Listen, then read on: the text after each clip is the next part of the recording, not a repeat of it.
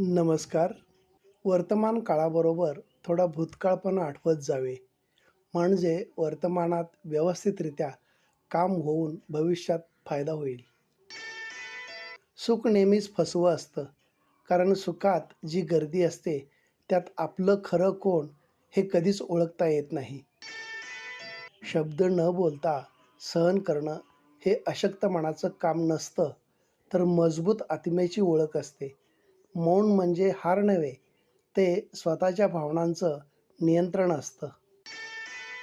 कुणाचं तरी सततचं टोचून बोलणं आपल्या आयुष्यात नकारात्मकता निर्माण करतं.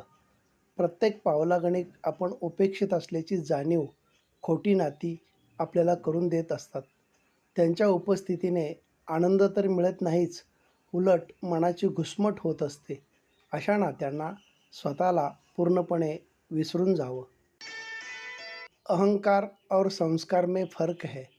अहंकार दूसरों को झुकाकर खुश होता है, संस्कार स्वयं झुककर खुश होता है. A peaceful mind can think better than an exhausted mind.